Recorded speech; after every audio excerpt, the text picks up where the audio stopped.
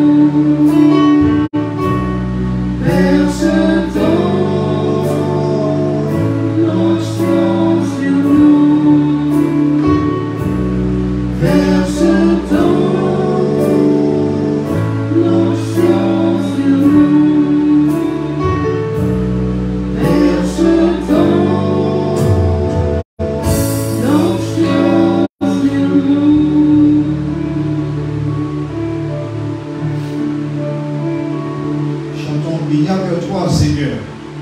Il n'y a que toi, Seigneur, il n'y a que toi. Il n'y a que toi, Seigneur, il n'y a que toi. Chantez-le.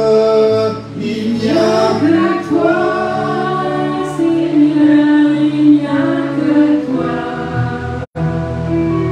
Il n'y a que toi, Seigneur, il n'y a que toi. il n'y a que toi. Seigneur, il n'y a que toi. Il n'y a que toi, Seigneur, il n'y a que toi. Il n'y a que toi. Seigneur, il n'y a que toi. Dis-le-lui. Il n'y a que toi, Seigneur, il n'y a que toi. Toi dans ma vie, il n'y a que toi. Seigneur, il n'y a que toi. Il n'y a que toi, Seigneur, il n'y a que toi. Il n'y a que toi. Seigneur, il n'y a que toi. Dis-le-lui, dis-le-lui. Il n'y a que toi, Seigneur, il n'y a que toi. Encore une fois, il n'y a que Toi, Seigneur, il n'y a que toi. Il n'y a que toi, Seigneur, il n'y a que toi. adorez-le avec vos Il n'y a applaudissements. que toi, Seigneur, il n'y a que toi. Il n'y a que toi, Seigneur, il n'y a que toi. Alléluia. Personne ne va adorer avec sa main. Alléluia. Alléluia. Personne ne va adorer avec sa main. Alléluia. Puissant Jésus, oui, tu as adoré avec ta bouche. Tu as adoré avec ton cœur. Maintenant, il faut l'adorer aussi avec nos mains, bien-aimés. Alléluia. Merveilleux Jésus. Puissant Jésus. Que celui qui est heureux dit Amen. Les petites filles ne sont pas heureuses parce que je ne les ai pas entendues. Il y en a tout là qui dorment là. Hein? Amen. Béni soit le nom tout puissant du Seigneur. Ah, bien-aimé. Ne serait-ce que quand le Seigneur t'a permis de te réveiller aujourd'hui, tu devais être un homme et une femme heureux. Parce que beaucoup sont allés se coucher aujourd'hui et finalement ils ne se sont pas réveillés. J'ai reçu une information sur mon portable. Un tel X personne a été faire la sieste. Il a été faire la sieste. Comme tout le monde, tu vas manger un bon plat tranquille. Et tu vas, quand tu vas manger un bon plat, qu'est-ce qui se passe? Tu te sens fatigué. Donc tu vas faire une sieste. Et finalement, de la sieste, il est passé de l'autre côté. Il ne s'est pas réveillé. Jusqu'à maintenant.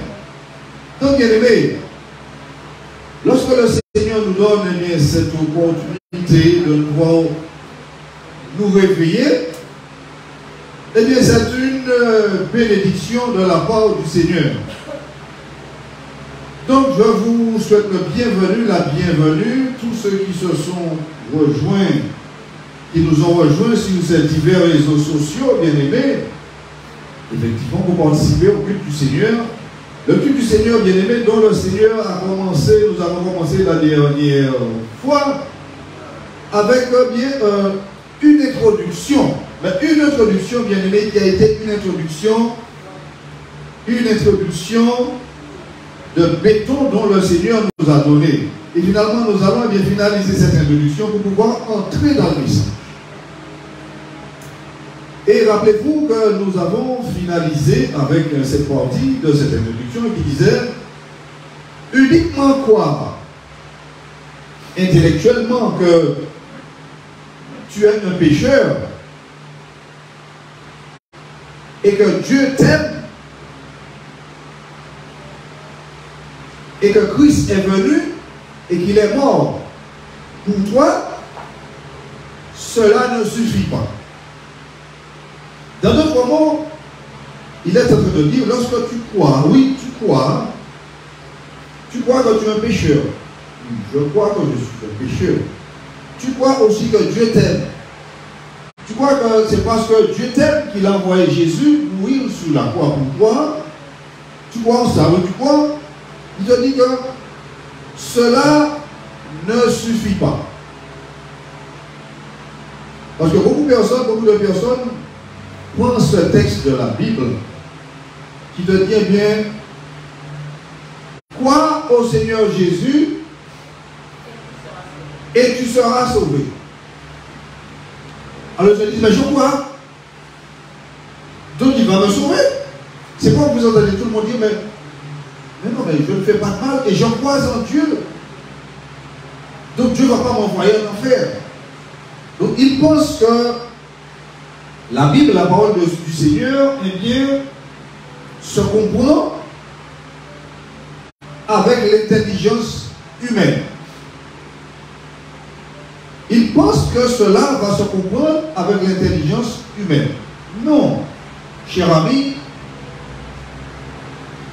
croire en Dieu, comme nous disons régulièrement, c'est adopter une attitude. Lorsque je crois en Dieu, j'ai des choses à faire. Écoute une chose.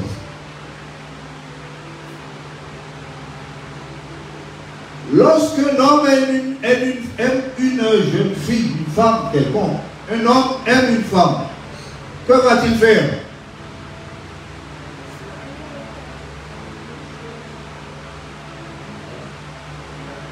Ah bon, il n'y a pas de réponse?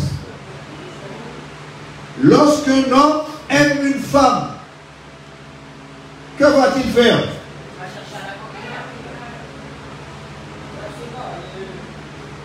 Lorsqu'un homme aime une femme, il va se marier avec elle. D'accord? Lorsqu'un homme aime une femme, il va se marier avec elle. Donc, cela veut dire qu'il a adopté. Il a adopté quoi? Cela veut dire qu'il a adopté une attitude. Il a fait quelque chose pour prouver son amour. D'accord? Devant Dieu, c'est comme ça que ça fonctionne. Devant Dieu, c'est comme ça que cela fonctionne. Par exemple, je te prends un autre exemple.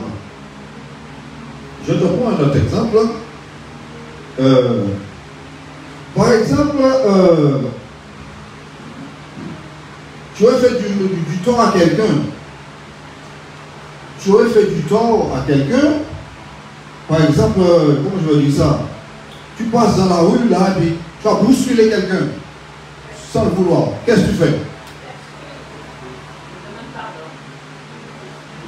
Tu as bousculé quelqu'un. Tu t'excuses. Tu lui demandes, pardonnez-moi, excusez-moi, c'est ce qu'on dit, hein? Tu t'excuses. Pourquoi cela veut dire? Parce que, effectivement, bien, tu reconnais que tu as fait une faute envers cette personne. Vous avez compris? Si tu bouscules quelqu'un et que tu ne t'excuses pas, que va-t-il se passer? La personne risque de te sauter dessus. Et oui, la personne risque de te sauter dessus. Faites attention. Ici-bas sur la terre, nous agissons ainsi. Imaginez-vous que celui qui a créé toute chose, pensez-vous qu'il est différent? tu dis aimer Dieu, oui, j'aime Dieu. Mais comment vas-tu lui prouver cet amour? Il te dit, croire en ton cœur seulement, ce n'est pas suffisant. Il faut lui prouver cet amour, eh bien, en lui donnant ce que tu as de plus cher. Dis-moi, qu'est-ce que tu as de plus cher?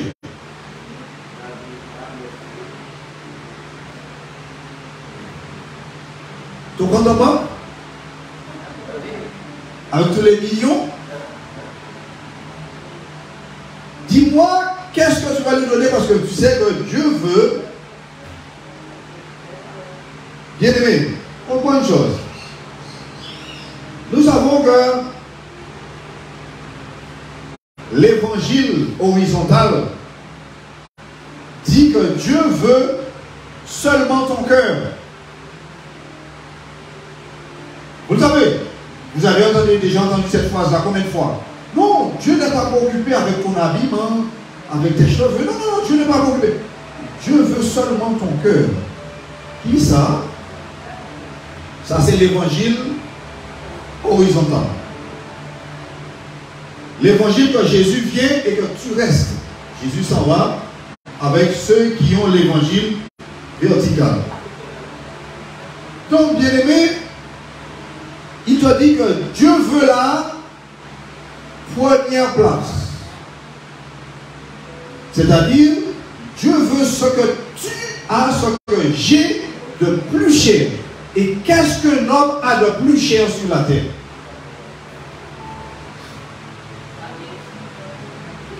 Un homme a de plus cher sur la terre sa propre vie. D'accord? Un homme a de plus cher sur la terre sa propre vie. Donc, Dieu veut ta vie. Et lorsqu'il te dit que Dieu veut ta vie, tu ne vas pas pouvoir mélanger ta vie, donner à Dieu maintenant, le reprendre, aller dans le monde, le revenir. Non. Dieu veut ta vie, il faut que tu vives une vie pour pouvoir lui plaire. Donc, voilà ce qu'il te dit. Donc, croire en Dieu, cela ne suffit pas. Croire que Jésus est venu, il est mort pour pouvoir, cela ne suffit pas. Il faut simplement que tu puisses donner à Dieu ta vie. Dis Seigneur, voilà, je te donne ma vie. Et dans la repentance, comment dire, dans la repentance, il va changer ton esprit, il va changer ta vie, il va préparer ta vie, les personnes bien-aimées, voilà, et il va rendre ta vie morte. Ta vie morte, parce que c'est une vie, on va dire, c'est une vie mortelle que nous vivons. Ta vie mortelle, sera transformée en cette vie, on va dire, en cette vie éternelle que Jésus donne, personne bien-aimée. Donc, comprends que quand tu aimes Dieu, tu devras adopter une attitude. Tu devras démontrer ton amour. Voilà ce que les gens n'ont pas compris. J'aime Dieu et puis je reste dans ma position. Non. Si tu aimes Dieu, tu devrais adopter une attitude. Je vous invite dans le livre de Luc chapitre 13. Luc chapitre 13.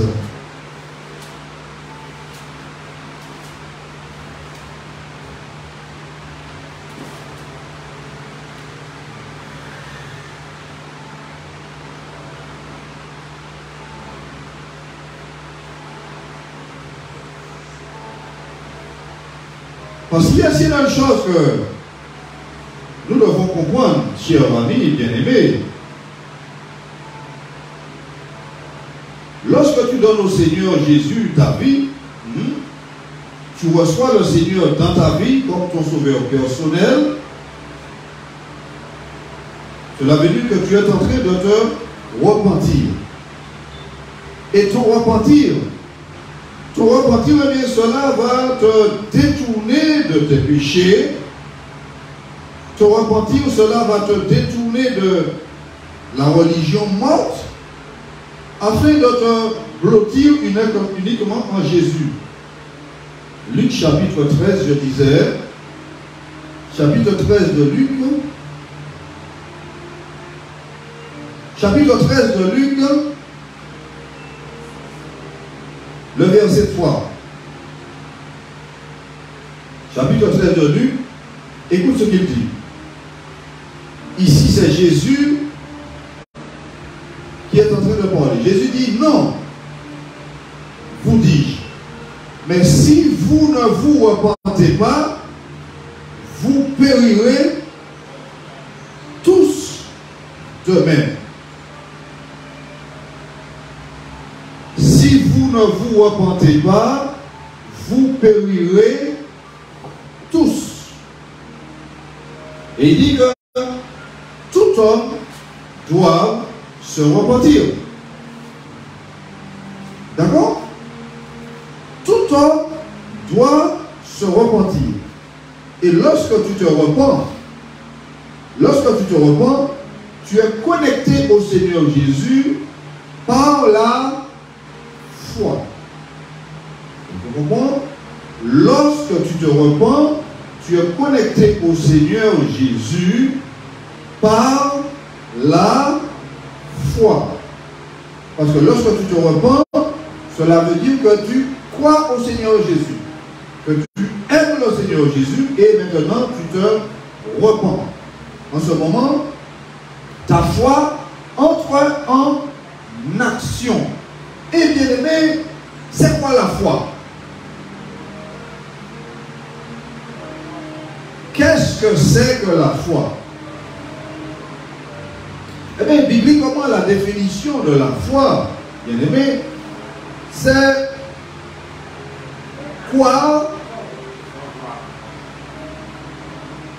en l'invisible.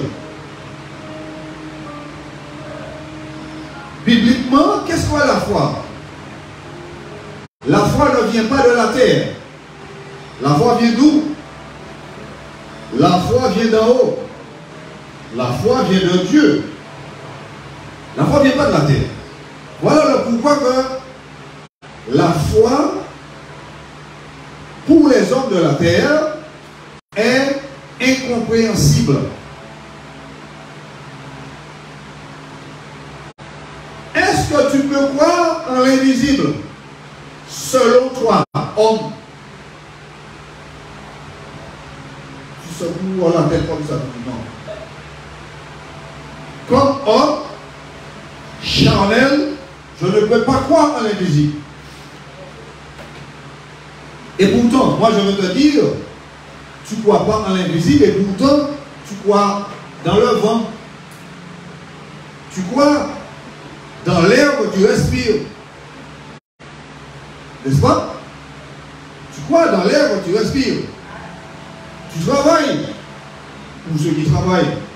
Tu crois en ton salaire en fin de mois. Tu comprends? Dans notre monde, il est en train de te dire, comprends une chose. La foi, c'est quoi? En l'invisible. Mais ce n'est pas quoi? Ce n'est pas la même chose que croire en ton salaire en fin de mois.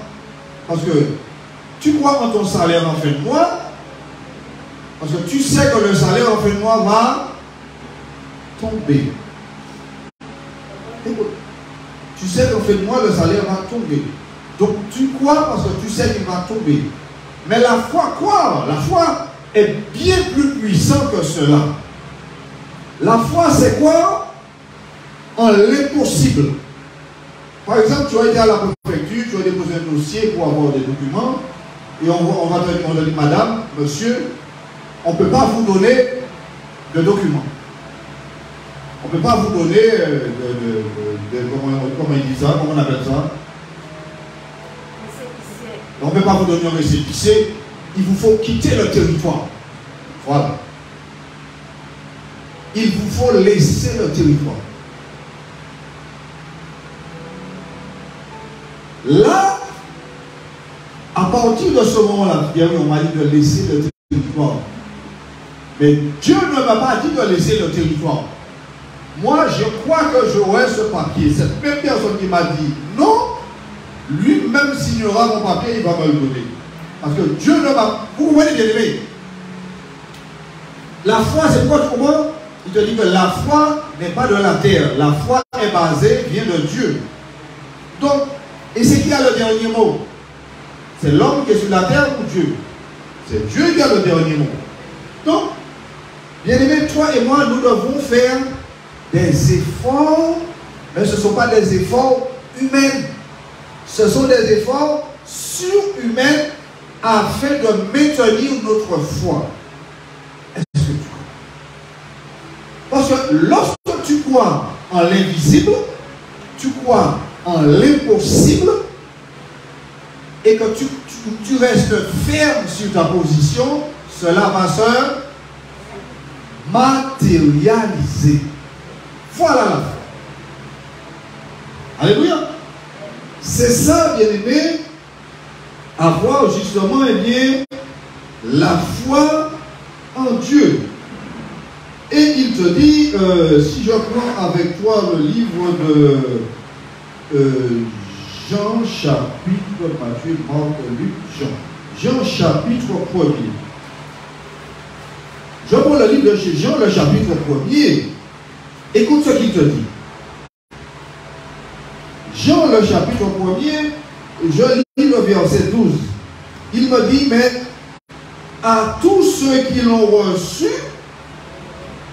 elle a donné le pouvoir de devenir enfants de Dieu à ceux qui croient en son nom. Est-ce que tu entends ce qu'elle dit? À tous ceux qui croient, elle a donné le pouvoir de devenir enfants de Dieu. Et vous allez comprendre, bien aimé, comment je vais dire ça? Vous allez comprendre la tromperie qu'il y en a sur la terre. Vous allez comprendre la mal-compréhension de la parole de Dieu qui existe sur la terre. Vous allez comprendre la mauvaise croyance en Dieu qui existe sur la terre. Puisque vous connaissez cette parole, vous allez entendre tous les gens dire « Amen, nous sommes tous enfants de Dieu ». Faites attention. Nous sommes tous enfants de Dieu. Je vous pose la question. Est-ce que nous sommes tous enfants de Dieu? Bon, vous dites non maintenant parce que vous avez appris à savoir, à connaître, pour devenir enfant de Dieu, que dois-je et que devez-vous faire pour devenir enfant de Dieu? Puisque vous allez comprendre que la croyance qu'il y en a dans le monde, ce n'est pas la même croyance qu'il y en a ici. Je te dis, mais à tous ceux qui l'ont reçu, elle a donné le pouvoir de devenir enfants de Dieu. Et bien aimé, je vais être très clair avec vous. Je vais être très clair avec vous. Est-ce que les enfants de Dieu en ont chez eux des choses qui appartiennent aux enfants du monde ou au diable? Est-ce que les enfants de Dieu en ont chez eux des choses qui appartiennent au diable? Quelqu'un veut me répondre? À savoir que ton Dieu, celui qui t'a appelé, celui que tu dis aimer, il est 3 fois. Toi et moi, nous devons connaître cela et que cela soit enfoui au fond de notre intelligence. Celui qui t'a appelé, il est 3 fois saint. Si celui qui t'a appelé, il est 3 fois saint, tu dis l'aimer. Pourquoi as-tu encore des faux ongles?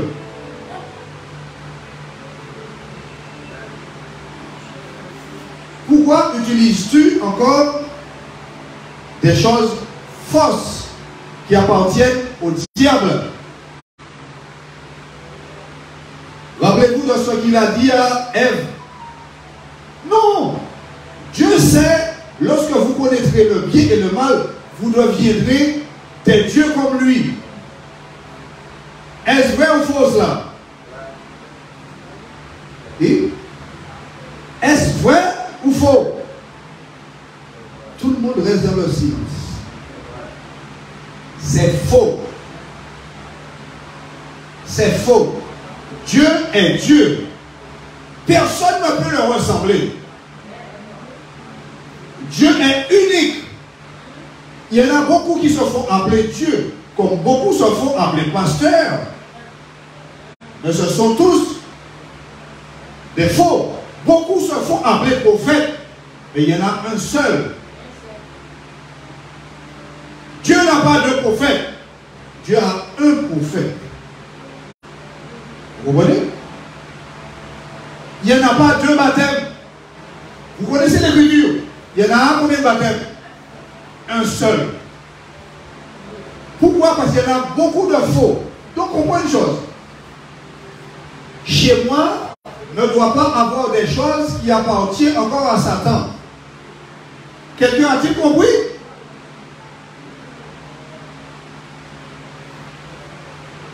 Ceux qui utilisent encore les faux ongles sont en train de manger, sont en train de servir deux maîtres. Vous comprenez, bien aimé? Ils vont servir Satan et en même temps servir Dieu. Est-ce que nous pouvons servir deux maîtres? Non. Est-ce qu'un homme peut aimer deux femmes? Beaucoup disent oui, un homme peut aimer deux femmes. Il peut aimer même 10. C'est faux. Un homme peut aimer une femme. Si un homme pouvait aimer 2, 3 femmes, Dieu aurait créé 3, 4, 5, 6 Ève. Quelqu'un a compris? Parce que tout est parti de Dieu. Vous comprenez? C'est l'homme qui s'est déréglé. Tout ce qui est faux ne va pas avec le Seigneur. Quelqu'un a-t-il compris? Tout ce qui est faux ne va pas avec le Seigneur. Si tu aimes le Seigneur, tu aimes ce Dieu-là qui t'a appelé. Si tu aimes ce Dieu-là qui t'a appelé, tu devrais éliminer toutes les choses du monde. Il te dit que celui qui est ami du monde devient ennemi de Dieu. Bien-aimé, nous ne sommes pas ici à porter l'évangile du salut du Seigneur en vain. Que ceux qui écoutent puissent le prendre et le mettre en pratique. Si tu veux que ta vie change, si tu veux que la vie de tes enfants change, si tu veux que la vie de ta famille change, garde ces choses enfouies dans ton cœur. Alléluia. Garde ces choses enfouies dans ton cœur. Je suis en train de dire, si tu veux que ta vie change, si tu veux que la vie de tes enfants change, garde les choses saintes dans ton cœur. Ne mélange pas les choses saintes avec les choses profanes de ce monde. Alléluia. Donc, dans le Seigneur, il n'y en a pas de mensonge.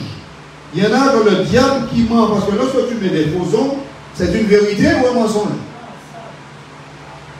Lorsque tu mets vous savez, les nattes là qu'ils vendent là aux Chinois là. Lorsque tu mets ces choses là, ces faux cheveux. Je vois dans la semaine, j'ai vu une femme, c'était juste ici. J'ai dit, je sais, il y en a des femmes qui ont des cheveux juste ici. Mais ce sont des femmes, ce sont des Indiennes, des femmes qui disent qu'elles ont très très très long. Des fois, ça devient très long. Quand j'ai vu les petits trucs, les hommes, vous les voyez, les hommes, ils mettent avec un temps si chaud, un homme avec une bouffée de trucs comme ça dans sa tête, les femmes avec une bouffée de trucs. Ceci, ce sont les choses du... Non, j'ai pas entendu. J'ai pas entendu. Ce sont les choses du monde. Ces choses-là ne sont pas les choses qui viennent du Seigneur. Ces choses-là, tu ne peux pas servir Dieu et vouloir les choses du monde.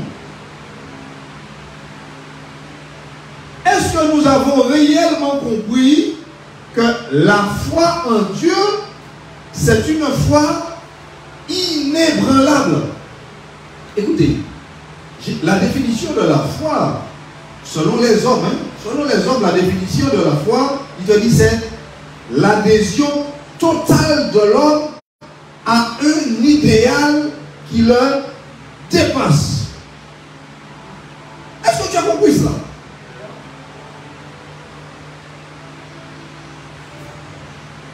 C'est l'adhésion totale. Est-ce que quelqu'un a compris? Faites attention. Lorsqu'il y en a une piscine là, et tout le monde est en train de plonger pour se baigner. Lorsque toi, tu plonges dans la piscine, qu'est-ce que tu as fait?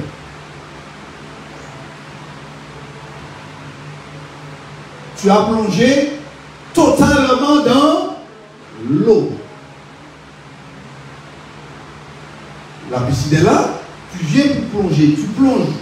Il te dit que tu as plongé totalement dans l'eau. Et la définition te dit, c'est l'adhésion totale de l'homme à un idéal qui le dépasse. Est-ce que la piscine te dépasse? Oui, parce que tu ne pourras pas boire tout l'eau qui est là. Donc cela te dépasse. Donc, comprends ce qu'il est en train de te dire. La foi, c'est te donner totalement à quelque chose dont tu ne vois pas. À quelque chose dont tu ne peux pas imaginer, mais que tu y crois fermement. Est-ce que quelqu'un est en train de saisir ce qu'il est en train de dire? La foi, bien-aimé, c'est croire en l'impossible. C'est croire en l'invisible. Et lorsque tu crois en Dieu, sache que lorsque tu crois en Dieu, ta foi sera constamment attaquée. Bien-aimé, c'est... Hier, je ne sais pas quand est-ce que je suis sorti. Je suis sorti dans la semaine. Je suis sorti dans la semaine, je suis dans la rue et je suis en train de parler avec Dieu. Je dis, mais Seigneur, c'est pas possible. Constamment, notre foi, j'ai dit, Seigneur, constamment ma foi est attaquée. Je suis attaqué constamment. Je dis, Seigneur, je suis attaqué constamment. Quand je regarde à gauche, je suis attaqué. Je regarde à droite, je suis attaqué. Je suis obligé de marcher la tête baissée. Vous comprenez bien? Il dit, mais Seigneur, mon regard est attaqué. Je suis attaqué par autre chose. Je suis obligé de marcher, Seigneur, la tête baissée. Je ne peux pas marcher la tête haute, puisque je suis attaqué par tous les bords. Est-ce que tu comprends que marcher avec Dieu, avoir la foi en Dieu, c'est quelque chose qui doit te dépasser, puisque c'est plus fort que toi. Donc sache que, bien-aimé, toutes ces choses que le monde donne, mais sur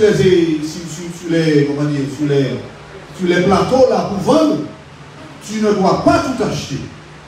Rappelez-vous ce qu'il dit, tu vas au magasin, au libre service, il y a plein de choses là. Ce n'est pas tout que tu dois acheter pour manger. Non. Tu ne dois pas tout acheter, acheter tout et puis n'importe quoi pour pouvoir manger. Non. Bien-aimé, lorsque tu es enfant de Dieu, et que tu marches dans ce chemin-là avec le Seigneur, tu dois faire bien attention à tout. Je ne dois pas acheter tout et n'importe quoi et donner à mes enfants. D'accord? Ce n'est pas tous les robes qui sont dans les magasins de vêtements que je vais acheter pour donner à mes enfants. Non. Pourquoi?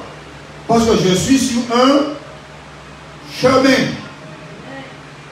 Le fait que je suis sur un chemin, je devrais faire très attention à ce que je fais. C'est pourquoi il te dit que toi et moi, nous devons avoir constamment une vie de communion avec Dieu. Et comment pourrais-je avoir une vie de communion si je ne jeûne pas, si je ne me repens pas, je devrais jeûner constamment. Voilà. Je devrais jeûner constamment. Je devais prier constamment. Je devais me repentir constamment. Rappelez-vous de ce que nous avons déjà enseigné ici. Disons, la repentance que vous voyez nous faisons ici, c'est quelque chose que je dois faire chez moi. Alléluia. Et rappelez-vous de ce que nous avons dit la dernière fois. La dernière fois, le Seigneur a dit, la repentance c'est la clé. Le Seigneur a dit que la repentance c'est la clé. D'accord? Le Seigneur, je répète encore une fois, le Seigneur a dit que la repentance c'est la clé. Donc, si le Seigneur a dit la repentance c'est la clé, je devrais utiliser cette clé. C'est la clé qui va t'ouvrir le cœur de Dieu. C'est la clé qui va nous ouvrir le cœur de notre Dieu. Donc, bien-aimés, nous connaissons bibliquement la définition de la foi. Et la définition de la foi, bibliquement, et avec la définition de la foi selon les hommes, tu vois, il y en a une similitude, mais la définition de la foi biblique ultrapasse la définition de la foi des hommes. Parce que c'est quoi? En l'impossible. Bien aimé, comprends autre chose que je veux te dire. Lorsque tu vois l'enfant, des fois nous achetons des lits superposés pour nos enfants, n'est-ce pas? Des lits superposés pour l'enfant, et bien maman vient là, papa vient là, et il dit à l'enfant, saute dans le temps. L'enfant ne va pas réfléchir ni une fois, ni deux fois. L'enfant va sauter dans les bras de papa ou de maman. Qu'est-ce que l'enfant a fait?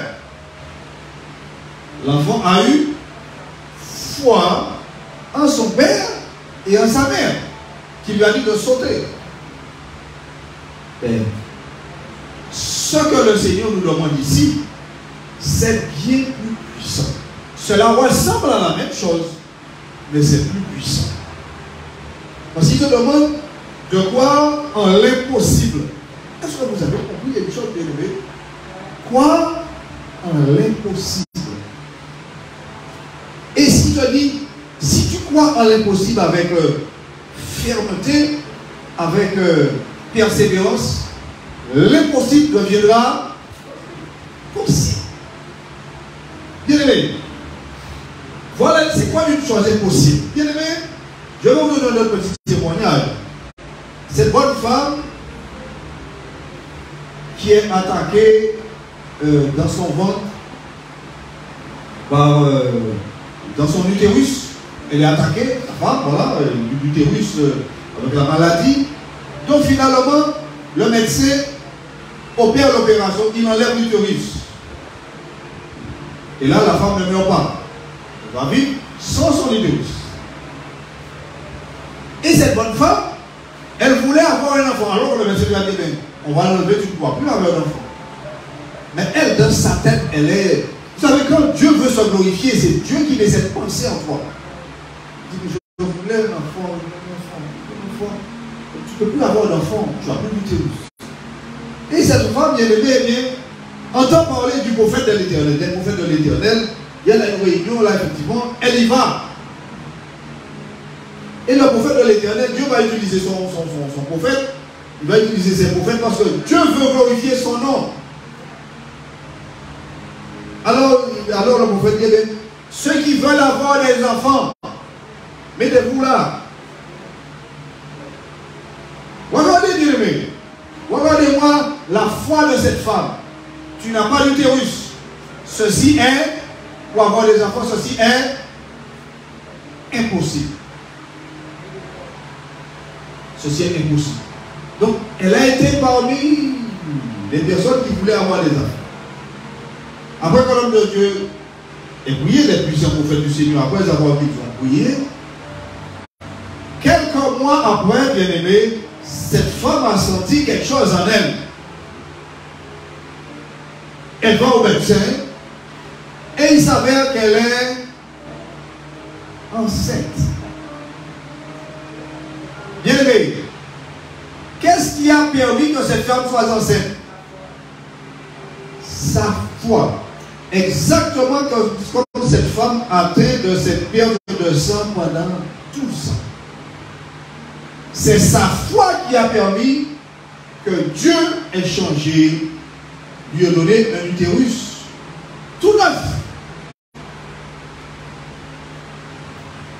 Croire en l'impossible. Voilà ce qui est dit. Parce que savoir, bien aimé, que à tous les coups, la foi est invisible, la foi est immatérielle, la foi est impalpable, et la foi c'est une folie pour ceux qui ne connaissent pas Dieu. Est-ce que tu comprends? La foi, ce n'est pas de la folie, ça. On a enlevé ton utérus. Pourquoi veux-tu avoir des enfants? C'est de la folie. N'est-ce pas? Pour les hommes, c'est de la folie. Pour ceux qui ne connaissent pas Dieu, c'est de la folie. Donc il te dit justement, eh bien, mais Dieu utilise eh bien, ces choses pour pouvoir eh bien, confondre les hommes. Dieu utilise cela afin de confondre les hommes. Donc, bien aimé, voilà ce qu'il est en train de nous enseigner. Il te dit que la foi en Dieu, c'est quelque chose qui va dépasser tout ce que tu peux imaginer qui puisse exister sur la face de la terre. Venez avec moi dans Hébreux chapitre 11. Hébreux 11. Donc, avoir la foi en Dieu, ce n'est pas rien, bien aimé. Avoir la foi en Dieu, ce n'est pas la foi du monde. Non, ce n'est pas cette même foi-là. Non. Donc, la foi en Dieu, Hébreux chapitre 11, le verset 1er.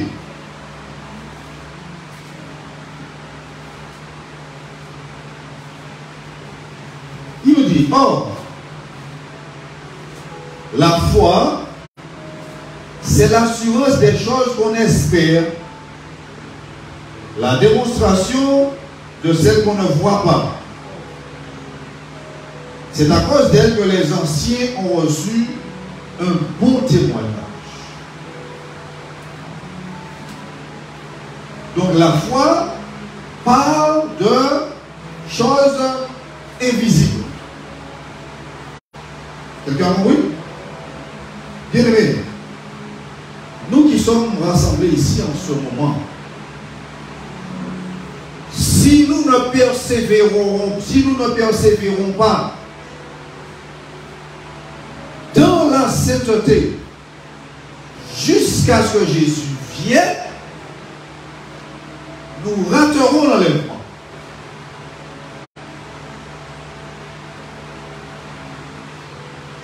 Faites attention. Si toi et moi, nous ne persévérons pas dans la sainteté jusqu'à ce que Jésus vienne, nous raterons l'enlèvement. Alléluia, quelqu'un a compris? Donc la foi, c'est l'assurance d'une chose qu'on espère. Et lorsque tu espères quelque chose, qu'est-ce que tu fais? Tu es en train de l'attendre. Lorsque tu espères quelque chose, tu es en train de l'attendre. Donc cela veut dire que lorsque tu espères quelque chose qui est invisible, tu adoptes une attitude. Et le fait que tu attends quelque chose de très sain, donc tu vas te préserver. Tu vas te préserver. Tu vas te préserver. Et j'aimerais, un passage là, j'aimerais au passage aviser les parents. Les parents qui ont des enfants, je veux dire en bas âge. Des parents qui ont des adolescents. Je ne parle pas de parents qui ont des enfants, donc qui ont déjà atteint la majorité, et puis maintenant il est majeur, il fait ce qu'il peut. Ce n'est pas de ces parents-là, non. Je parle des parents qui ont des enfants en bas âge.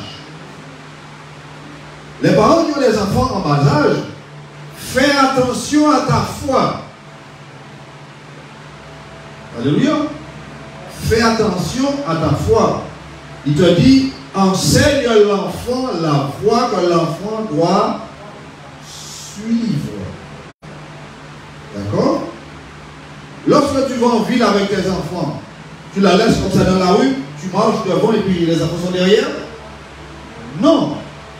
Ces petits enfants, tu les tiens par la main. D'accord? Des fois, je vois des parents avec 3, 4.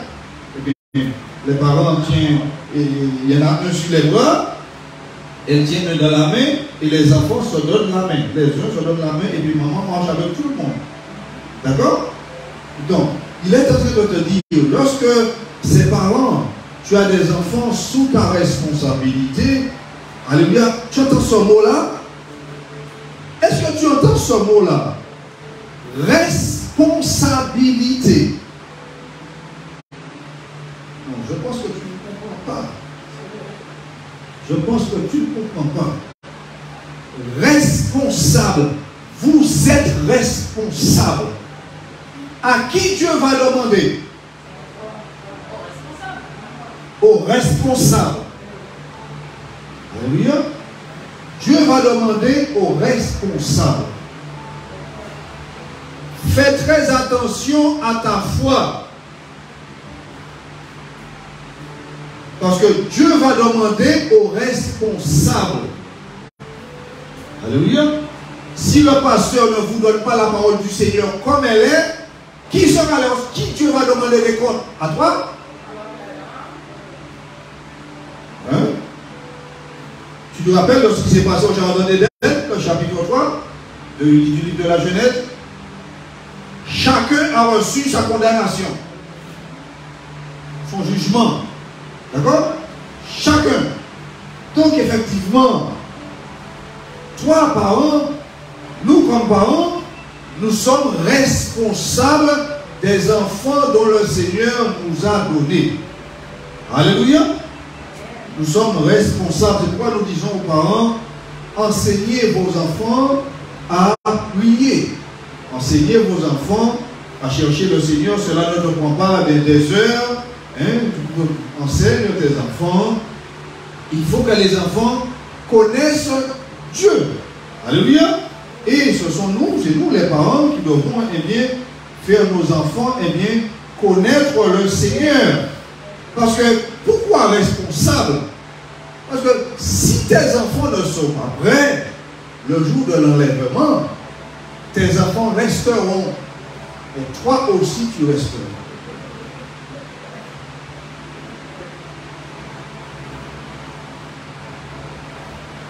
Qu'est-ce que le Seigneur nous dit? Le Seigneur nous dit, je ne veux pas que le méchant périsse. Le méchant c'est qui? Mais le méchant c'est celui qui ne veut pas avoir foi en Dieu. Celui qui ne veut pas se repentir pour venir à Dieu. Celui-là, il est appelé méchant pour Dieu. Dieu dit, je ne veux pas que le méchant périsse. Mais il te dit, mais si je t'envoie avertir le méchant et que tu n'ailles pas, tu n'as pas été, tu n'as pas allé, tu n'es pas allé, oh le mot, bien même pas. Tu n'y vas pas, le méchant périra dans son péché. Mais je te demanderai son sang. Donc tu es responsable. Et il te dit que si je t'envoie porter la parole au méchant et que tu ailles, il entend la parole. Quand tu reviens, s'il n'entre pas dans le chemin de la parole dont tu lui as donné, il périra. Et toi, tu sauveras ta vie parce que tu l'as prévenu. Tu as compris? Donc, bien aimé, c'est très important. Ce chemin-là du Seigneur, la sainteté, la repentance et la sainteté, c'est quelque chose, c'est un chemin qui vient des cieux, bien aimé, que toi et moi, nous ne pouvons pas nous égarer dessus. Où je sers Dieu avec ma maison, qu'est-ce que David dit? Moi et ma maison, nous servirons le Seigneur. Donc je ne peux pas servir le Seigneur et que mes enfants servent le diable. Non. Non. Je suis en train de parler qui ont la responsabilité des enfants. Je ne parle pas d'enfants dont la loi a déclaré qu'ils sont majeurs à 18 ans, alors à 18 ans, ils ont un esprit d'enfant toujours. Je ne parle pas de ça, d'accord? Nous parlons d'enfants que les parents ont la responsabilité. Amen. Donc, parents, soyons vigilants. Sinon, nous risquons de perdre l'enlèvement. Sachez, bien-aimés, nous savons très clairement que les paresseux n'entreront pas au ciel. Ne le sais-tu pas? Les paresseux n'entreront pas au ciel, non. Les paresseux resteront sur la terre. Or, marcher dans la sainteté, c'est un travail. Marcher pour pouvoir plaire à Dieu, c'est un travail. Mais oui, marcher pour pouvoir plaire à Dieu, c'est un travail, bien aimé. Mais oui, c'est un travail, et un travail, je vais te dire, c'est un travail dur. Je viens de te dire tout à l'heure là, je sors de la voiture pour descendre dans la route, je vois mes yeux sont attaqués de partout. Donc je suis obligé de prendre des précautions pour faire attendre. Moi, je suis obligé de prendre des précautions. Je suis obligé de prendre des précautions pour que mes yeux ne puissent pas regarder ce qu'ils veulent. Ça vous compris? Je suis obligé de prendre des précautions afin que ma foi ne soit pas, affaiblie. Mais oui, parce qu'il est préférable, bien aimé, comprends une chose. Il est préférable de ne pas, de ne pas recevoir une mauvaise information. Tu sais, il y a une mauvaise information qui est en train de circuler. Il est préférable de ne pas la recevoir, parce que si tu reçois cette mauvaise information, eh bien, elle risque d'ébranler ta foi. Donc, il est préférable de ne pas la recevoir. Donc, nous voyons ce que nous venons de lire dans Hébreux chapitre 1er, chapitre 11, verset 1er. La foi, c'est l'assurance de quelque chose dont on espère. Donc, cela veut dire, une chose qu'on espère, on ne le voit pas. D'accord? Et pour aller plus loin, il dit, ceci c'est la démonstration de celle qu'on ne voit pas. Tu vois, la foi, c'est la démonstration d'une chose que tu ne vois pas. Et c'est à cause de la foi que les anciens, ils parlent d'Abraham, de Jacob, d'Isaac, les anciens, c'est à cause de la foi, de leur foi, qu'ils ont reçu un bon témoignage. Et je vais passer par ce passage avec toi. Effectivement, passer par ce passage avec toi. Seigneur, je ne sais pas ce que je trouve.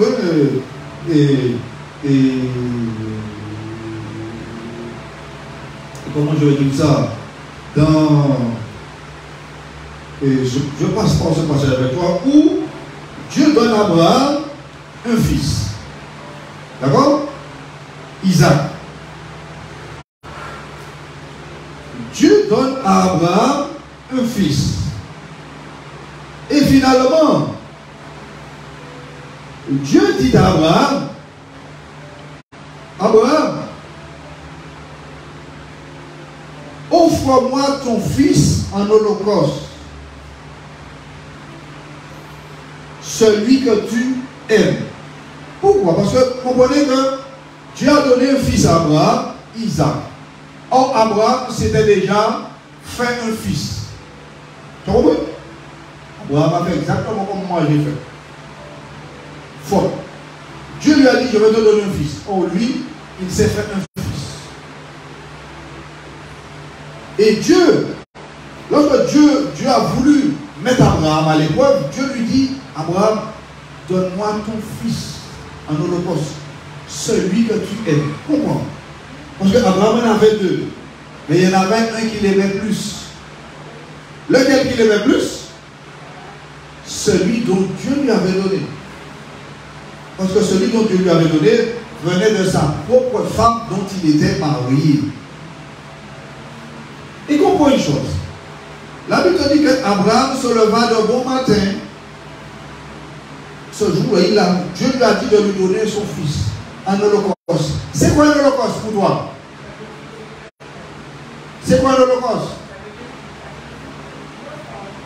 Un holocauste, c'est sacrifier, tuer.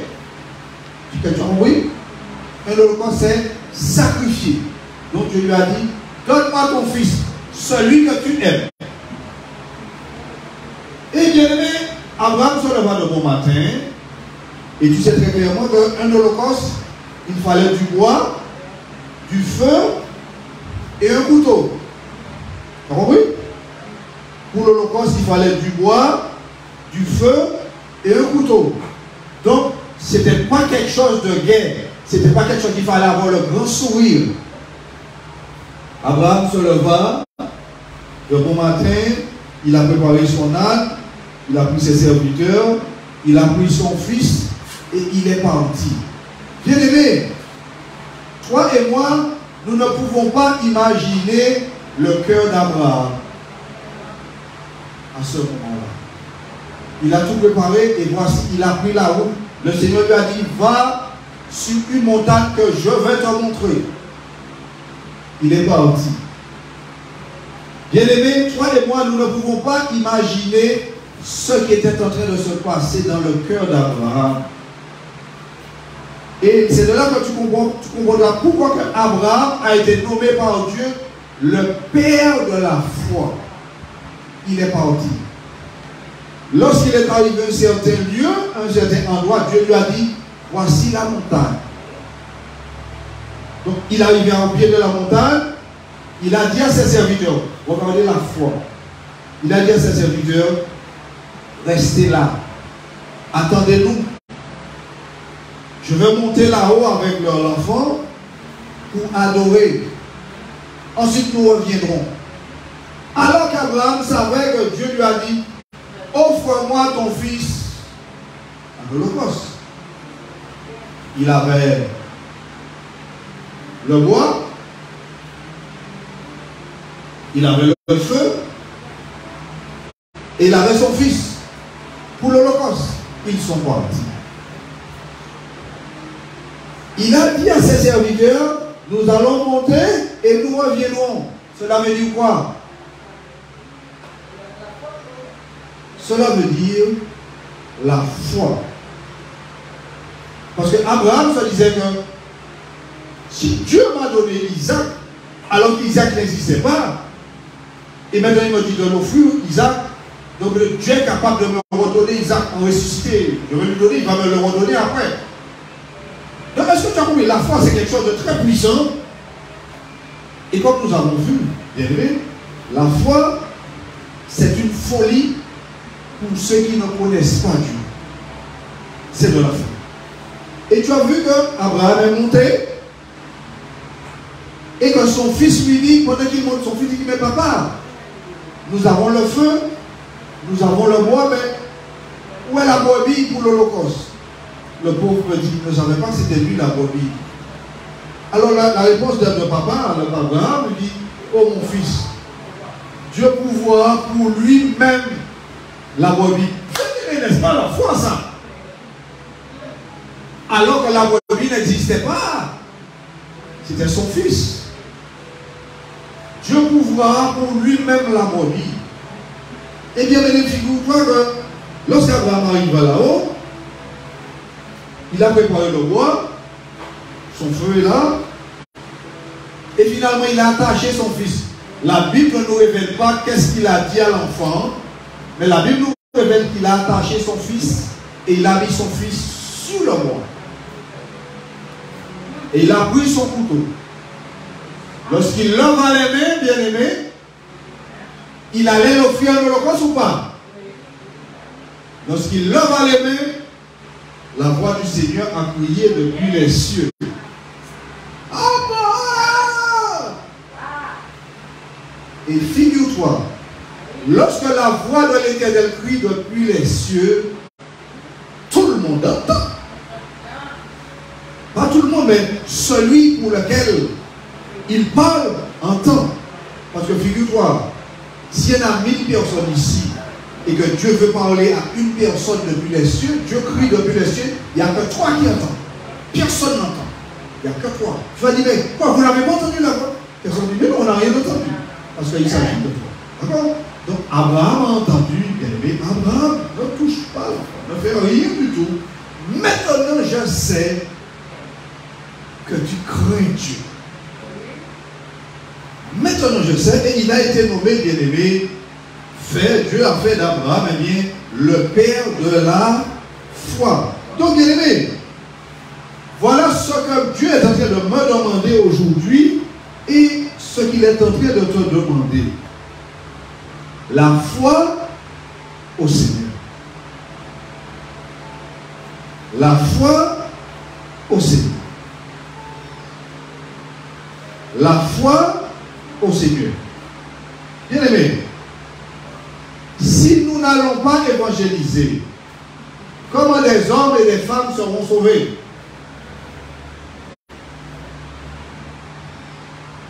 L'évangélisation, là encore, c'est la foi. Ne vous étonnez pas que beaucoup de personnes disent qu'ils viendront et qu'ils ne viennent pas.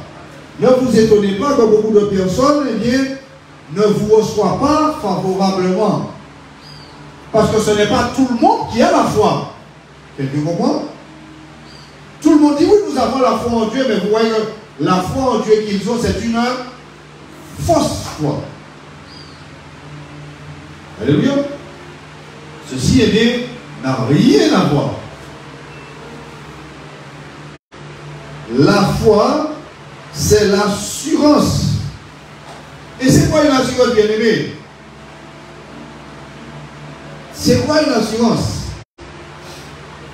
Une assurance, eh bien, c'est une promesse formelle que quelque chose est vrai. Quelque chose est certain.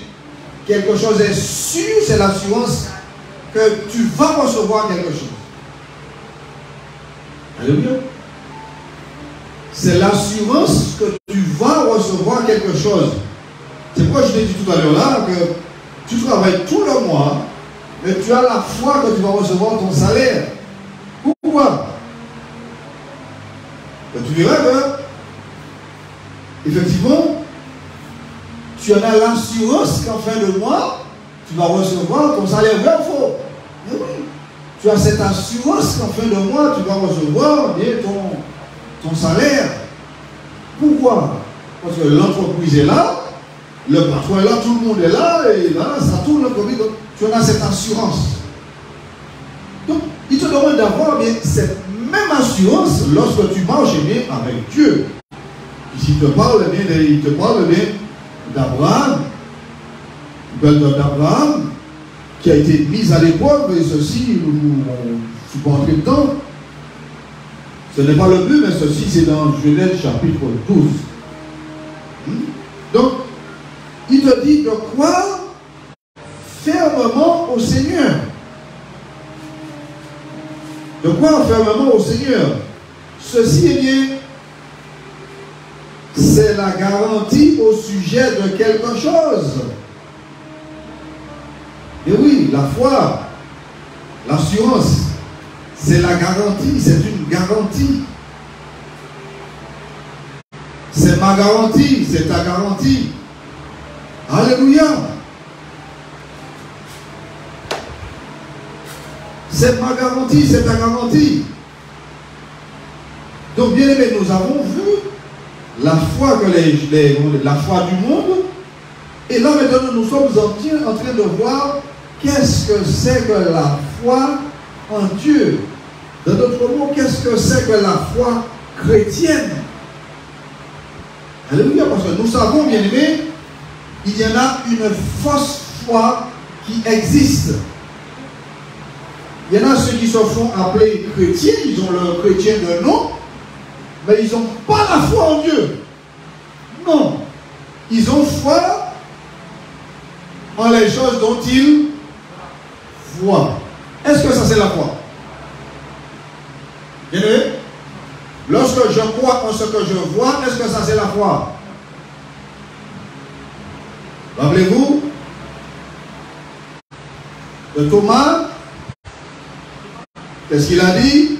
Il a dit, ah non, lorsqu'on a dit Thomas que Jésus a ressuscité, Thomas a dit, ah non, moi je ne crois pas un instant.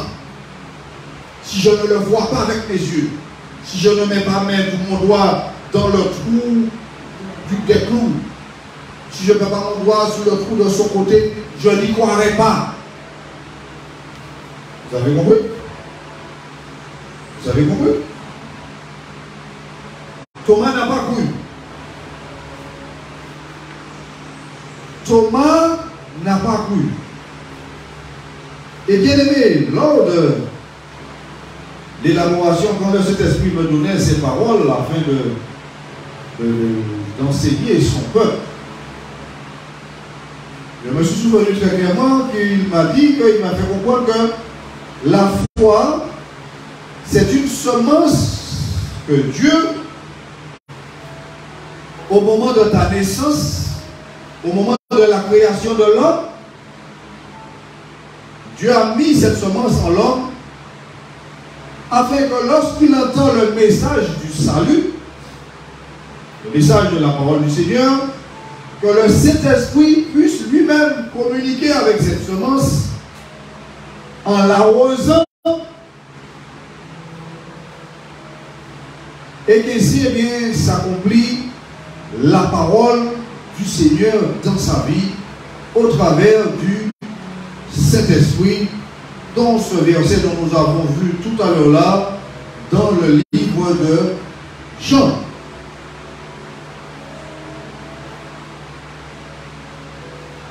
Venez avec moi dans Jean. Livre de Jean. Jean, nous irons au chapitre 16. Livre de Jean, le chapitre 16.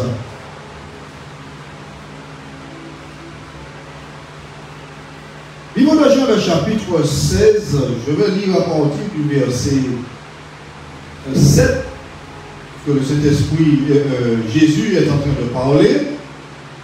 En ce qui concerne le Saint-Esprit, Jésus dit, à partir du verset 7 de Jean, chapitre 16, « Cependant, je vous dis la vérité.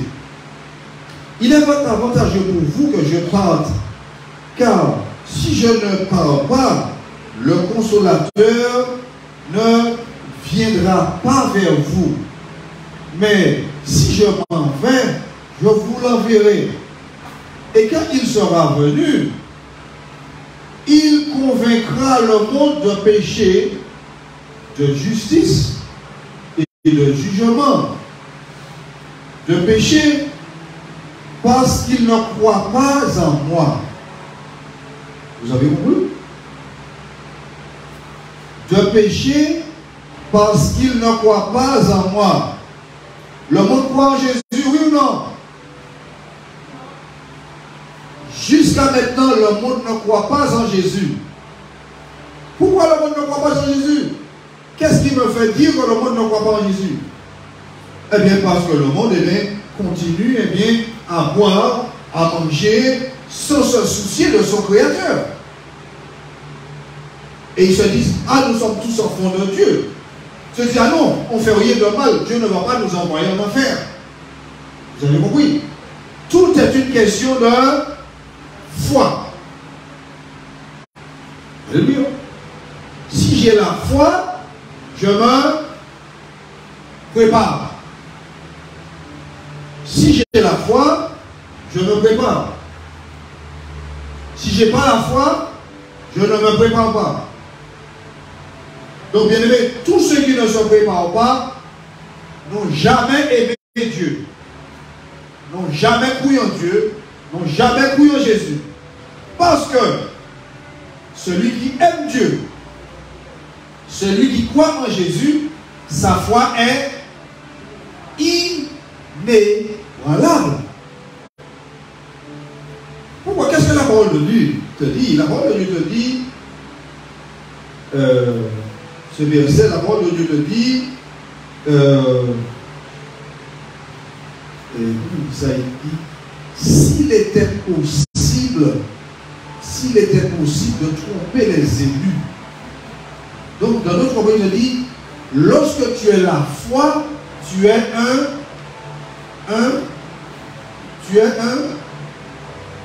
lorsque tu as la foi, tu es un élu. Ah.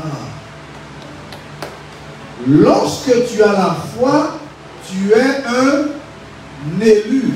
Donc ne t'étonne pas qu'il te dit que, eh bien, dans le livre de l'Apocalypse, ceux dont le nom n'a pas été inscrit dans le livre de Dieu, le livre de vie, depuis la fondation du monde.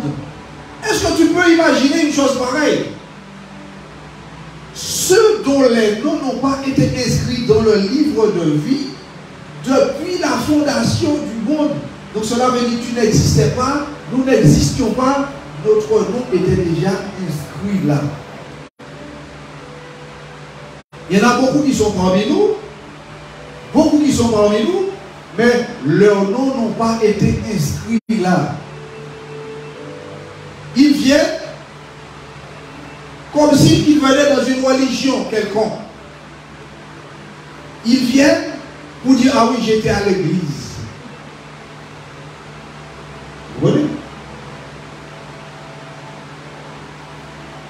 Comme ces fameux étudiants que maman, papa travaillent dur, ils sont en métropole dans un autre pays, ils sont partis pour étudier, maman, papa travaillent dur pour envoyer de l'argent pour payer le loyer, l'électricité, tout ce qu'il y a là-bas, voilà, et qu'ils sont, au lieu d'étudier, ils sont en train de s'occuper de filles. Au lieu d'étudier, ils sont en train de s'occuper de filles. Pense-t-il au jour de l'examen avoir ce diplôme? Pas du tout. Ceci, c'est juste une représentation de la foi. Pour que chacun d'entre nous puisse comprendre qu'est-ce que c'est que la foi en Dieu. Ta foi en Dieu. Quand tu as la foi au Seigneur, cette foi, elle est inébranlable.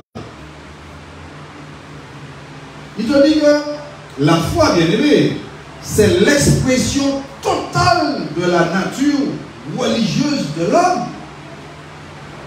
Parce que tout homme, Dieu a mis un morceau, Dieu a mis une partie de lui en tout homme, bien aimé. Même celui qui dit en tant qu'il dit, ah non, je suis athée, je ne crois pas en Dieu, je ne crois pas en lui, bien aimé, Dieu a mis, bien aimé, oui, Dieu a mis. Et tu vas comprendre, lorsque nous recevons le Seigneur Jésus-Christ comme notre sauveur personnel, le Saint-Esprit, bien aimé, il est tellement puissant, le Saint-Esprit va centraliser notre foi en la personne de Jésus. Mais, bien aimé, pour que cela puisse se faire, nous devons, pour que le Saint-Esprit puisse pouvoir communiquer avec notre esprit, afin de transformer cette foi dont nous avons reçu, bien aimé. Cette foi, on va dire que la foi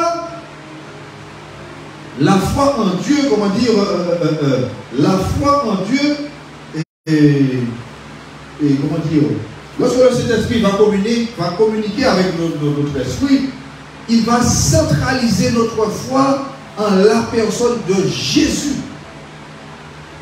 Il va centraliser notre foi et notre foi, comment dire, deviendra, comment je peux expliquer ça, afin que les serviteurs, les enfants du Seigneur puissent pouvoir comprendre. Il va centraliser notre foi. Dans d'autres mots, nous n'aurons pas cette foi, comment dire, cette foi aveugle. Cette foi aveugle, comment dire, cette foi aveugle et sans fondement. Non. Notre foi ne sera pas aveugle. Bien qu'invisible, mais il y aura le fondement. Ce qui va nous permettre de conserver cette assurance. Nous aurons bien ce fondement. La pleine confiance en Dieu. La pleine confiance en Dieu, ce qui sera, eh bien, véritable et infaillible. Infaillible. C'est pourquoi il nous demande de prier et de veiller constamment. Parce que Satan rôde comme un lion rugissant, cherchant qui il va dévorer. Tu comprends, bien-aimé? Il ne peut pas te prendre ta foi, mais il va te faire la perdre. Parce que la foi vient de Dieu. Et tout ce qui vient de Dieu, le diable ne peut pas te le prendre. Parce que ce qui vient de Dieu est saint. Et lui, il est malsain. Vous comprenez bien, aimé? C'est l'eau et l'huile. Est-ce que l'eau se mélange avec l'huile? Non. Tu verses de l'huile dans l'eau, l'huile reste là-haut. Non, je ne me mélange pas. Tu verses de l'eau dans l'huile, l'eau dit non, je ne me mélange pas, moi je vais en bas. Il te dit je ne me mélange pas. Donc, les choses de Dieu sont saintes, mais il fera en sorte que tu puisses le perdre. Voilà ce qu'il fera. Il fera te perdre.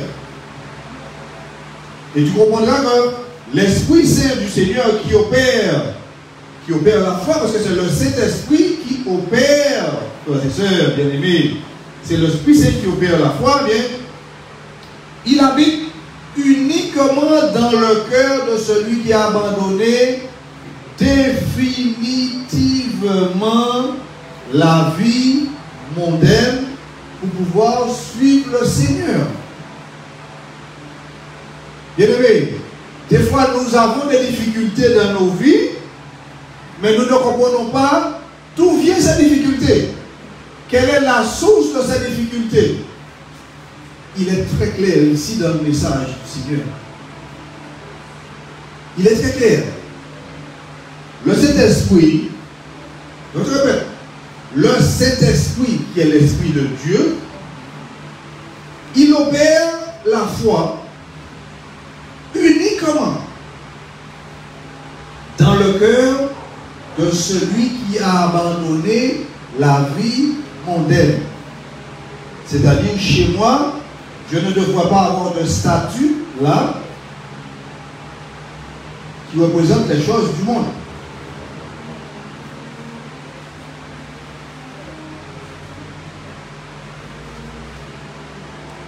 Je vais m'exprimer. Je ne devrais pas avoir de statut chez moi qui représente la croyance, une croyance du monde. Je ne devrais pas avoir d'image chez moi représentant une croyance du monde. Je ne devrais pas avoir de vêtements mondains chez nous, chez moi. Les faux ongles, faux cheveux, faux sourcils, faux rouge à lèvres, toutes ces choses représentant le monde, je ne devrais pas avoir cela chez moi. Est-ce que vous suivez ce que... Qu'est-ce que c'est que la foi, bien-aimé, en Dieu? La foi en Dieu, je vais te répéter, c'est le Saint-Esprit qui va opérer la foi de Dieu, la foi en toi, en nous. Et où est-ce que le Saint-Esprit va opérer cette foi? Où? Dans nos cœurs.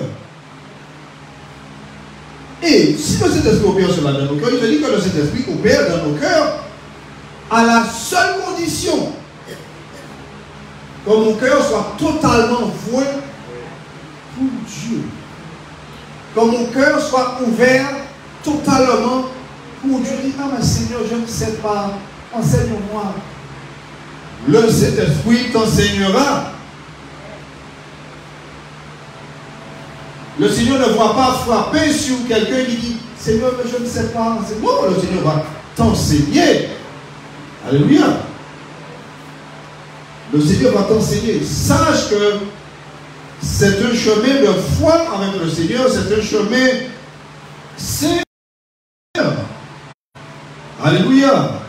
Jean 14, nous étions dans le livre de Jean, venons dans le chapitre 14 de Jean 14. Jean 14. Jean le chapitre 14. Bien-aimés, soyons vigilants et recevons le message du Saint-Esprit, le message que le Seigneur est en train de nous donner en cet instant.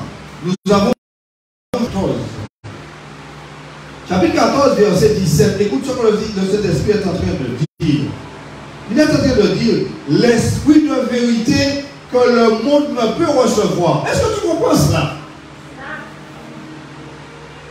L'esprit de vérité que le monde ne peut recevoir.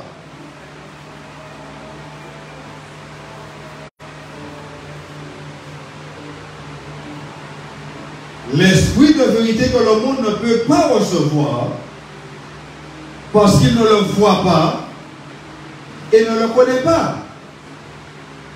Mais vous le connaissez parce qu'il demeure en vous. Moi j'ai ma traduction ici, parce qu'il demeure près de vous et qu'il sera en vous.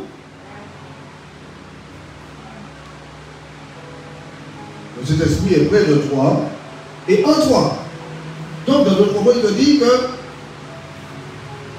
toi et moi, nous devons être remplis du Saint-Esprit. Toi et moi, nous devons être remplis du Saint-Esprit. Quelqu'un a compris? Toi et moi, nous devons être rempli du Saint-Esprit. Pourquoi? Parce qu'il y a une question qui va se poser lorsque tu entends cette phrase. Pourquoi toi et moi nous devons être remplis du Saint-Esprit? Et c'est de là, il va matérialiser ce que nous avons déjà dit assez régulièrement. Tu prends un verre d'eau, un verre vide, tu le remplis jusqu'au bord. Ça vous est déjà arrivé, bien aimé? Jusqu'au bord.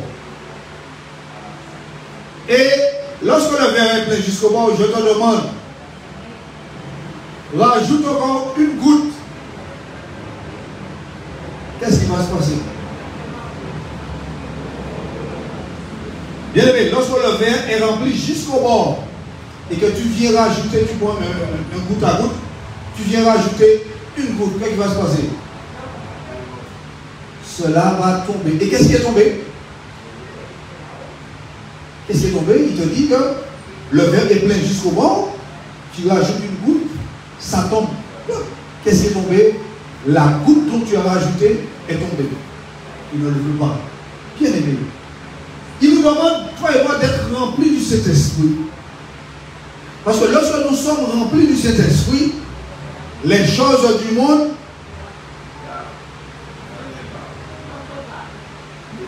n'entrent pas.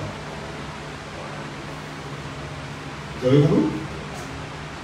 Lorsque nous sommes remplis du Saint-Esprit, les choses du monde n'entrent pas.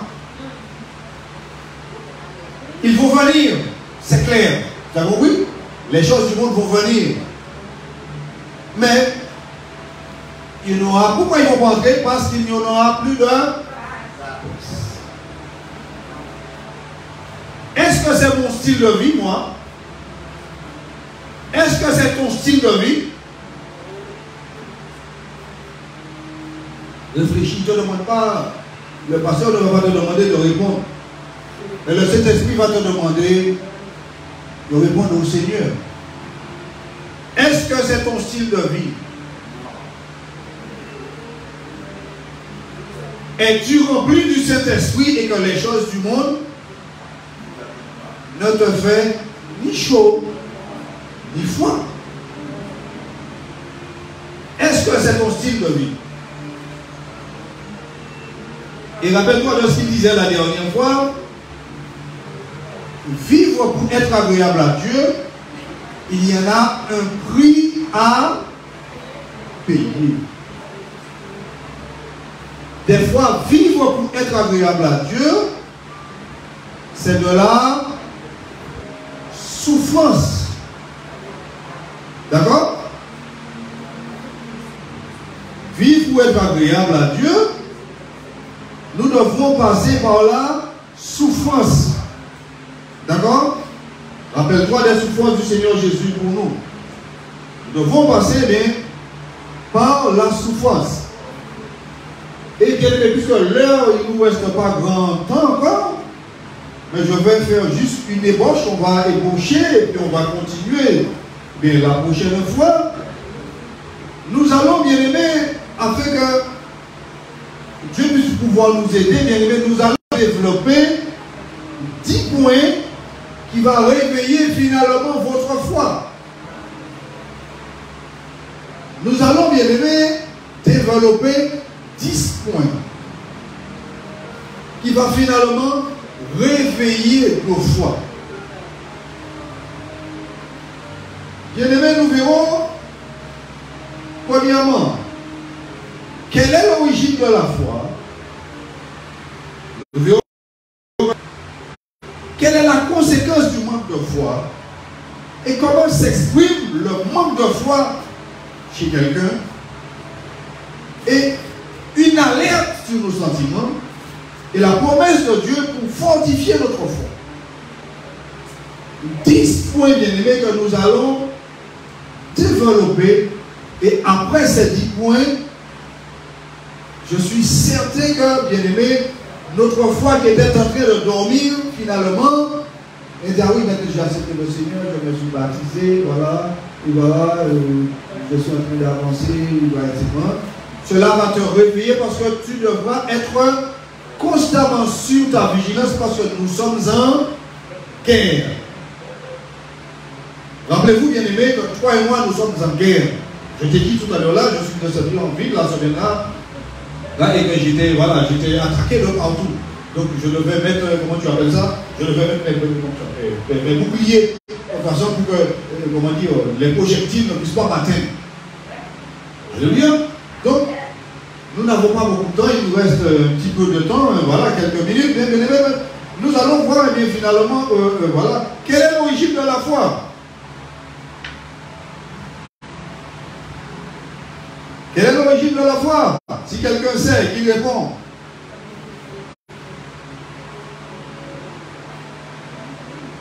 Bon, finalement, personne ne sait. Personne ne dit rien. Pour savoir quelle est l'origine de la foi, bien aimé, il est simple. Nous entrons dans le livre du Seigneur, c'est lui qui va nous enseigner. Quelle est l'origine de la foi? Genèse le chapitre 1.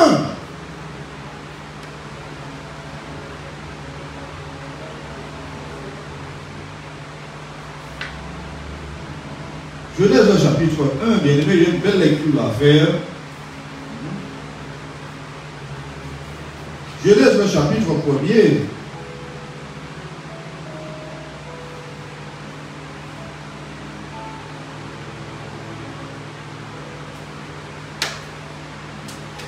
Genèse le chapitre 1er. Lorsque tu lis Genèse le chapitre 1er, bien aimé, jusqu'au verset 26,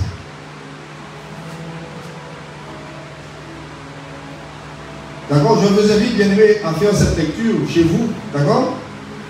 Vous lisez Genèse le chapitre 1er. Arrivé au verset 26, bien aimé, Dieu dit, faisons l'homme à notre image.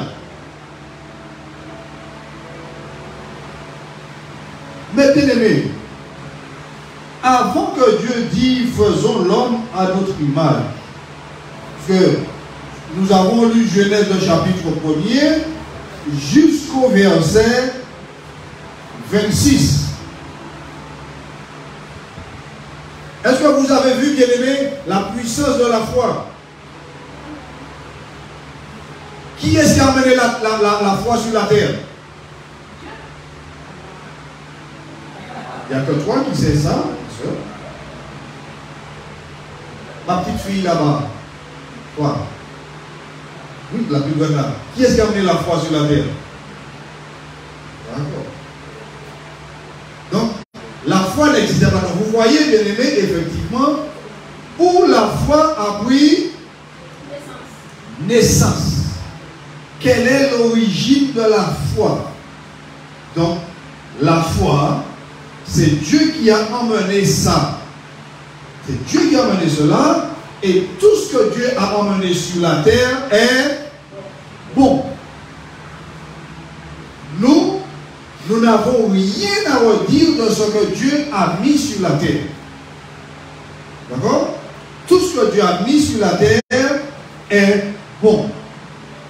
Et finalement, lorsque tu arrives au verset 26, tu entends que Dieu dit, eh bien, faisons l'homme à notre image, selon notre ressemblance, pour qu'il domine sur les poissons de la mer, sur les oiseaux du ciel, sur les bétails, sur toute la terre et toutes les bestioles qui fourmillent sur la terre. Dieu les créa humains à son image. Dieu les créa à l'image de Dieu. L'homme et sa femme, Dieu les créa. Dieu les bénit. Dieu leur dit, soyez féconds, multipliez-vous, remplissez toute la terre, soumettez-la, dominez sur les poissons de la mer, sur les oiseaux du ciel et sur les animaux qui fourmillent sur la terre. Dieu dit, je vous donne toute herbe porteuse de semences, toute herbe de semences sur toute la terre, et tout arbre fruitier porteur de semences sera votre nourriture. Amen. Donc, bien aimé, nous allons continuer ce développement de la parole du Seigneur la prochaine fois, bien aimé. Je vous invite à vous mettre debout, puisque l'horaire est arrivé. Voilà, l'horaire est arrivé. Donc, nous voyons, bien aimé, que la foi en Dieu, voilà, n'a rien à voir avec la foi qui est dans le monde. D'accord? Que cela soit bien démarqué dans notre esprit, dans notre intelligence. La foi vient de Dieu. Le monde ne peut pas recevoir la foi parce que le Saint-Esprit opère dans la foi. Alléluia. Amen. Donc, bien aimés, mettons-nous debout afin de remercier le Seigneur pour sa parole. Béni soit ton nom, Père Tout-Puissant, nous te rendons grâce, honneur et louange. Nous te disons, Père Tout-Puissant, merci pour ta parole, merci pour ton message, merci pour tous ceux, Seigneur, qui ont été à l'écoute, merci pour ceux, Seigneur, qui ont écouté et qui finalement, Seigneur, mettra en pratique, Seigneur, la parole, Seigneur, dont ils ont entendu. Nous te rendons grâce pour tous ceux, Seigneur, qui ont été présents ici en ce lieu. Nous te demandons, Seigneur, cette bénédiction spécifique pour chacune d'entre eux, d'entre elles qui sont venues ici. Je te présente, Seigneur, ces petits-enfants. Seigneur, je te présente cette adolescente, les enfants de ta servante. Éternel, mon Dieu, ouvre leur intelligence pour faire, Seigneur, ces petits-enfants comprendre, afin de les faire comprendre, Seigneur, la portée de la foi, l'immensité, Seigneur, de la foi. Je te demande dans le nom du puissant de Jésus, éternel mon Dieu, visite le cœur, Seigneur, de chacun d'entre nous, Seigneur, qui ont été présents ici en ce lieu, et que ta volonté, Seigneur, puisse, Seigneur, continuer dans nos vies. Ouvre notre intelligence afin de nous faire comprendre, Seigneur, que nous devons rester fermes dans notre foi. Fermes dans notre foi. Pour toi, éternel, mon Dieu, dans le nom tout-puissant de Jésus. Et à cet instant, je veux porter devant le Seigneur, et bien, ceux qui veulent recevoir le Seigneur dans leur vie, comme sauveur personnel. Et c'est ainsi que je vous demande de répéter cette prière après moi. Dites, Seigneur Jésus, Seigneur, j'ai entendu le message de ta parole en ce qui concerne la foi en toi. Je reconnais, Seigneur, que j'ai failli dans la foi. J'ai pas de foi en toi. Je pensais t'aimer, mais je ne t'ai pas aimé. Je te demande paix dans le nom de Jésus. Pardonne-moi, Seigneur. Pardonne-moi, Père. En cet instant, je te reçois dans ma vie comme mon Sauveur et Seigneur. Seigneur, je veux avoir la foi qu'avait Abraham. Je veux avoir la foi qu'avait Abraham, Seigneur, afin que je puisse te suivre. Seigneur, je ne veux pas la foi qu'il y a dans le monde. Je veux la foi d'Abraham. En cet instant, je te supplie, Père, donne-moi ton Saint-Esprit, afin qu'il puisse m'enseigner la foi en toi. Je te supplie, Père. Mais en moi, Seigneur, ta parole qui est la vérité, afin que je ne puisse plus pécher contre toi. Seigneur, augmente-moi la foi, je te supplie, afin que je puisse enseigner aussi à mes enfants, au nom de Jésus. Je te supplie, Père, inscris mon nom dans le livre de Dieu, qui se trouve dans le trône de Dieu au ciel. Je te supplie, Seigneur, et lorsque tu viendras, Seigneur, prendre ton église, souviens-toi de moi. Souviens-toi de moi, Seigneur. Je veux partir avec toi, pour être éternellement à tes côtés. Au nom de Jésus, je suis né de Dieu. Si tu as fait cette prière, je te bénis au nom du Seigneur Jésus.